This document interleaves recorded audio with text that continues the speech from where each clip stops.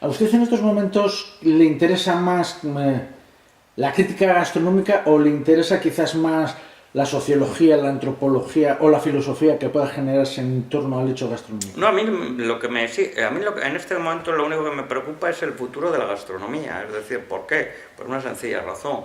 Porque la gastronomía ha sido durante 32 años la dedicación absoluta de mi vida. He dado la vida por la gastronomía, si vale entre comillas decir esa frase. Seguramente habrá quien haya trabajado igual que yo, pero no más que yo, por esta causa, y me da miedo que esto, yo siempre lo he dicho, y probablemente nadie lo ha querido decir mucho antes de esta crisis, que eran los condicionantes económicos, sociales y culturales los que iban a determinar lo que sería la sociedad, y yo estoy ahora preocupado por esto. Yo, que todo esto quede reducido a una pequeña expresión bastante más reducida de lo que ha sido ahora, es algo que me preocupa, independientemente de que las cosas sean como son, hagamos lo que hagamos, pero por lo menos intentemos condicionar que el futuro sea lo mejor posible, ¿no? Siguiendo un poco con usted, y algo que también yo he por lo menos intuido es que cuando a usted le dicen, bueno, ¿cómo encaja las críticas? En una entrevista decía, bueno, con muchas sonrisas, estoy acostumbrado a que todo el mundo me critique. Esto lo hace porque ya tiene un suficiente caparazón de tortuga para aguantar No, lo que hombre, le echen. claro que lo tengo, no me importa absolutamente nada, eso está claro. Pero en cualquier caso, es que si alguien se dedica a criticar, tiene que comprender que lógicamente va a ser criticado. Si yo me permito decir cosas que nadie se atreve a decir en este país, ¿cómo no voy a ningún cocinero, a muy pocos cocineros, les gusta decir, escuchar muchas verdades, ¿no? Lógicamente, pues este es el problema. ¿Qué vas a escuchar? Que te elogien, realmente te elogia la mayoría. Es decir, una cosa es que esto es como una madre. Al final tú tienes que intentar que la gente recapacite para que tenga un futuro mejor.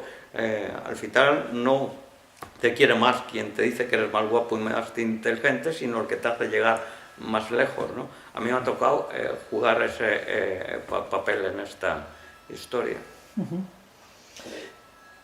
Con todo lo que ha vivido, ¿eso le ha hecho más descreído o le ha hecho más cínico? Yo cínico no creo que sea. A veces me tengo que reír de lo que veo, ¿no? Pero también más descreído, es decir, porque tenemos que aprender algo muy importante. Es decir, si tú miras lo que es la vida política, seguramente piensas que todos los políticos son unos ladrones. No unos pocos políticos, sino casi todos los políticos, porque si no, no estarías metido, evidentemente, en esa jauría, ¿no? Si tú piensas que quien se dedica a la economía siempre tiene un afán de conseguir dinero, estos mismos criterios se pueden aplicar a la cocina. Y hoy en la cocina, yo siempre lo he dicho, es mucho más importante el estar que el ser. Hay mucha gente que está ahí arriba porque lo manipulan todo, porque hay críticos que están metidos por los propios cocineros para manipular las cosas. Y consecuentemente, como no voy a ser un descreído, si yo conozco esto por dentro mejor que nadie, y si la gente sabe lo que hay aquí, es que en la gastronomía hay tanta mentira como en la vida misma, en cualquier faceta de la vida, es decir. ¿Como escritor se arrepiente de algún adjetivo? Pues no sé cuál, porque he escrito tantos que... Hablando de verdad, ha dicho usted, si no existe la verdad, yo como crítico, que llevo muchos años también escribiendo sobre otro tipo de temas, creo que cuando escribo, y lo reflexionaba estos días con unos colegas, escribimos porque tenemos la verdad revelada, porque nuestras opiniones entendemos que no le interesan a nadie, y si escribimos y la gente nos lee y más o menos podemos crear una cierta polémica y que nos insulten o que nos alaben, Pero no, yo en ese aspecto no pienso de igual manera. Es decir, yo creo que mi pensamiento ha sido muy importante en la historia de los 30 últimos años de la gastronomía española. Eso se lo puede preguntar usted. Sí, no, por eso le decía.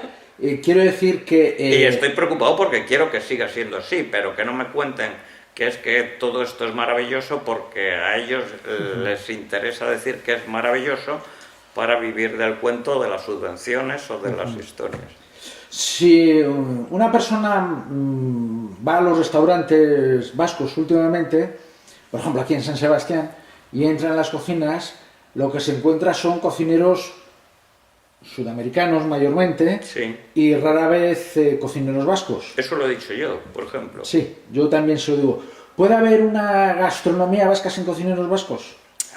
Bueno, en principio, para introducir más elementos en el debate, no la cocina guipuzcoana necesariamente es la cocina vasca. Sí, exacto. Porque aquí sí que habría un problema, que esto es otra de las cosas que no le gusta a determinada gente escuchar. Aquí hay un problema de que la gastronomía guipuzcoana, igual dentro de 10 años, está en plena crisis.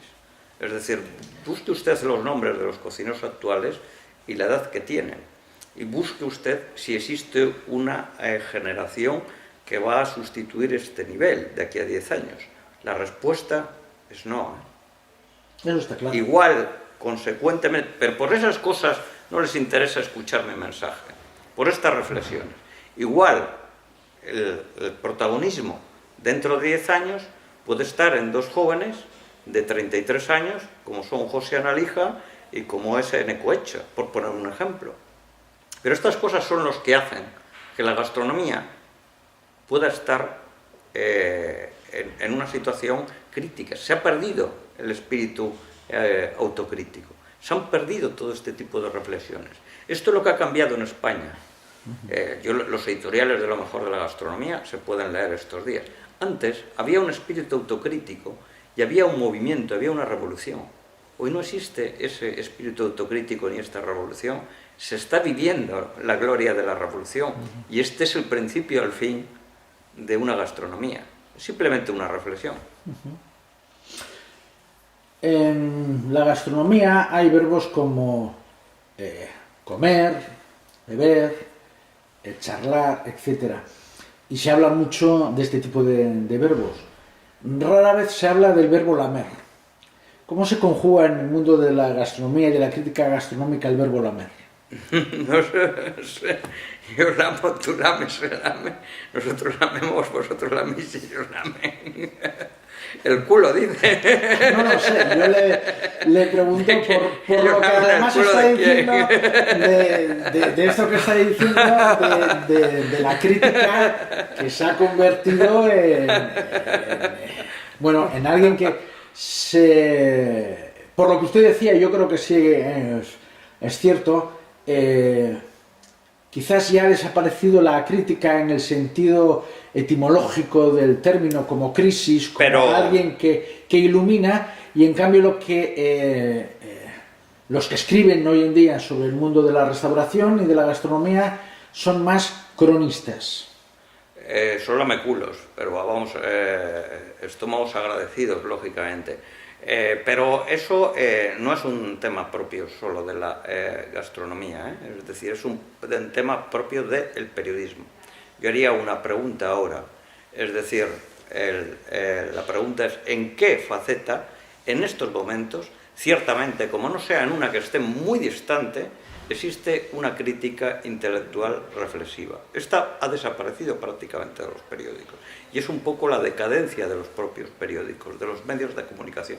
Los medios de comunicación hoy no pretenden ni ser objetivos, están vendidos por intereses económicos o por intereses políticos, absolutamente todos.